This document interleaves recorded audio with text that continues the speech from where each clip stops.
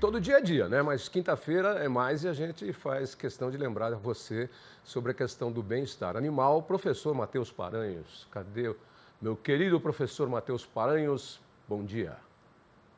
Tavinho, bom dia, tudo bem? Depois de 2 semanas aí com feriados prolongados, estamos aí de volta ao vivo, né?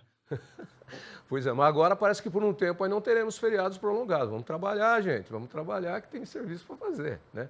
O professor Matheus que vai conversar hoje com a professora das Faculdades Associadas de Uberaba, a doutora Lívia Carolina Magalhães, que também está aqui na Terra, para quem eu dou um bom dia. Lívia, doutora Lívia, obrigado pela participação aqui nesse que é um dos segmentos. Aliás, todos os segmentos aqui do nosso dia a dia rural são importantes. Esse é o de hoje, um dos de hoje, que a gente já teve vários. Bom dia, professora. Bom dia, Tavinho, bom dia, professor, bom dia a todos. Todo dia é dia de falar de bem-estar animal, né, Tavinho? Faça feriado ou não, a gente só não fala, mas trabalhando a gente tá, viu? E semana que vem a gente está aí em Uberaba, hein? Pessoal todo aí de Uberaba, pode esperar aí que nós estamos chegando para fazer o programa ao vivo lá da Expo Zebu. Vocês vão falar hoje, deixa eu ver ali, o Biriba, você tirou, é sobre a bem-estar animal de bezerros machos leiteiros. Então tá bom. Vamos lá, professor, com você. Tavinho, eu não sei se você teve a oportunidade de ver, eu até mandei um link aí que saiu uma notícia que nos estimulou a tratar desse assunto, convidar a Lívia para discutir, uma vez que ela tem dedicado o tempo, a atenção dela para o bem-estar dos bovinos leiteiros, né? Lá em Patrocínio, no estado de Minas Gerais, foram encontrados bezerros com poucos dias de vida, diria 1 ou 2 dias de vida, abandonado às margens de uma BR, Tavinho. Deixou a pessoa que encontrou indignado, saiu uma reportagem na mídia local lá, e isso é algo que preocupa o Brasil e o mundo inteiro. O que fazer com um bezerro macho leiteiro que não tem valor comercial? Como é que a gente resolve esse problema? Você chegou a ver aí a divulgação dessa matéria? Cheguei a ver e fiquei também boca aberta mais uma vez aqui, como fiquei há pouco tempo atrás com aqueles casos dos búfalos aqui na região do centro do estado de São Paulo. Eu não entendo o que as pessoas têm na cabeça para fazer esse tipo de coisa. Mas vamos lá então, vamos tentar dar uma solução e conscientizar, se é que tem alguém ainda que está pensando dessa forma errada, né, e desumana, né, que não tem, como é que faz? Vamos lá, professor. Vamos lá, Olívia, obrigado por ter aceito o convite. Então vamos dar um painel geral aí. Qual que é o problema com o macho leiteiro, Olívia? O que acontece com ele e quais as implicações que isso tem para o bem-estar dos animais e também para o negócio, né, da pecuária leiteira aí? O macho leiteiro, quando a gente fala de raças, né, especializadas, muito especializadas, principalmente quando a gente fala de raças taurinas, como o holandês, o Jersey, acabam tendo essa problemática um pouco maior quando a gente compara isso com animais de raças cruzadas, até mesmo do zebu, né, o gir-leiteiro, por exemplo, porque esses animais, tanto da raça cruzada, que é o girolando, quanto um gir-leiteiro, por exemplo, eles acabam tendo um aproveitamento melhor por conta de deixar esses animais para que sejam futuros tourinhos, né? Então, quando a gente fala de maior problemática, a gente está falando mais dessas raças especializadas como o holandês e o Jersey. O que acontece é que quando esses animais nascem na fazenda, pelo fato de você não vai aproveitar todos os machos, a gente considerar que numa inseminação clássica e artificial a gente tem 50% machos e 50% fêmeas, você não consegue absorver 50% machos na propriedade. Então, o produtor acaba tendo duas possibilidades. Ou ele cria esse animal e tenta revender. O problema maior é que a gente não tem mercado para isso, não consegue vender, até mesmo esses animais, quando são doados, não consegue ter um receptor. Ou você vai abater esse animal ao dia do nascimento, né? Então, se a gente olhar trabalhos do Rio Grande, na parte do sul do país, região do Paraná, saiu um trabalho recente aí de 5 anos, vamos dizer assim, que de 28% a 30% dos bezerros machos que nascem, eles são abatidos no primeiro dia de vida. Então, essa é a grande problemática que a gente tem. E quando o produtor não consegue achar alternativa para isso, acaba acontecendo fatos como esse que a gente pôde ver aqui em Uberaba, pertinho da gente, esse acontecimento de abandono dos bezerros em meio a estradas públicas.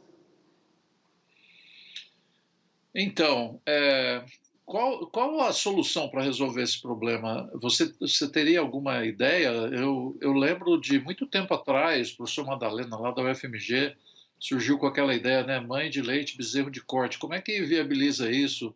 Ou na prática não é possível fazê-lo? O que está acontecendo de errado? Que a gente ainda não encontrou uma solução para esse problema, Olívia.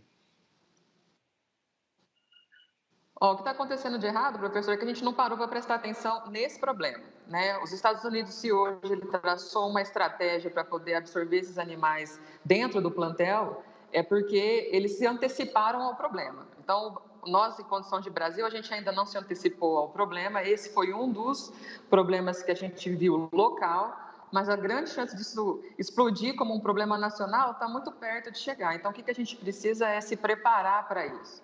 Né? Quando a gente fala de mãe de leite e bezerro de corte, é um projeto que já foi trabalhado com a EPAMIG, que é você colocar as suas vacas mais velhas, né, ou seus piores, não vou falar piores animais, mas animais que têm uma idade de lactação mais avançada, cruzar com um touro de corte, para que você aproveite melhor esse macho, é uma alternativa, tem algumas fazendas fazendo isso.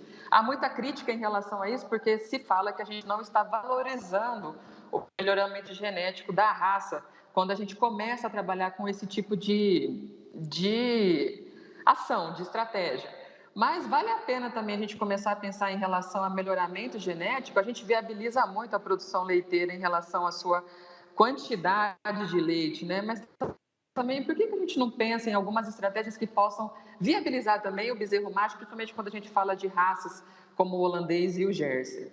Se a gente copiar alguma coisa que os Estados Unidos já têm feito, é uma estratégia interessante, ela é um pouquinho diferente dessa do bezerro de corte e mãe de leite, porque lá se vende tanto o macho quanto a fêmea. Então, eles estão conseguindo um mercado de colocar, por exemplo, nas vacas que estão com 4 lactações acima, eles estão cruzando as vacas leiteiras com sêmen de Angus, por exemplo, e todos esses animais, tanto fêmea quanto macho, estão sendo vendidos com um dia de vida numa margem aí de 150 a 200 dólares, ou seja, eles conseguiram criar um mercado para isso. O que a gente precisa, através das nossas ações, tanto institucionais como uma força da cadeia produtiva do leite, é começar esse movimento. Como é que a gente pode viabilizar esse mercado dentro do Brasil? É curioso, né? Tudo fica girando em torno do financeiro, do dinheiro. E a questão que se impõe é que a vida acaba valendo menos do que o negócio, né? Então, a morte, eu acho até pior, viu, Lívia? Vou deixar aqui a minha opinião. Matar o bezerro logo depois do nascimento, se for um abate em que o animal não sofre, fazendo técnicas de abate humanitário, é melhor do que abandonar ele na estrada ou deixar ele na fazenda passando fome, economizando no leite, porque você não quer gastar com o bezerro e ele acaba tendo um crescimento comprometido, saúde comprometida, enfim, tudo comprometido. Então, é uma preocupação séria essa. A proposta que você traz aí do processo que está sendo feito nos Estados Unidos é muito interessante e eu acho que podia ser viabilizada aqui. Melhoramento genético, ninguém faz melhoramento genético considerando os piores animais do rebanho. Vamos focar aí nos 25%, 30% das melhores vacas, né? E as outras fazer esse acasalamento aí com um animal de corte que vai gerar um bezerro, seja ele macho ou fêmea, adequado para a recria, a recria e a engorda no final. Além do que, com certeza vão ser precoces, principalmente se estiver sendo a base dele for o gado holandês, né? O que você acha disso?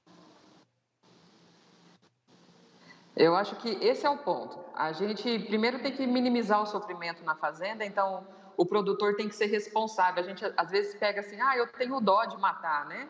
Mas colocar o animal em uma situação de sofrimento prolongado, isso é muito pior. Então, o próprio iniciativas do Ministério já tem até como se mostra que a gente pode fazer esse abate do bezerro em vias humanitária dentro da propriedade. Então, esse conhecimento precisa chegar no produtor. Então, esse é um dos pontos que a gente tem que trabalhar mais. E se ele toma a atitude de permanecer com esse animal, então que ele crie da melhor forma e se ele está pensando em melhorar, que a gente comece com essas possibilidades, professor, porque criar esse animal não é fácil, mas se a gente começar a ter essas iniciativas, o que eu penso aqui muito, eu estou até movimentando junto com laticínios da região aqui de Uberaba, é que a gente precisa de um bom exemplo.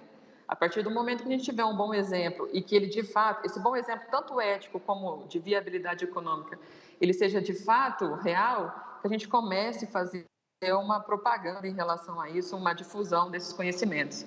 Então, eu acho que está faltando aí uma proatividade que a gente já iniciou e eu convidei o senhor para participar junto desse movimento e a gente espera alcançar aí bons resultados em relação a isso.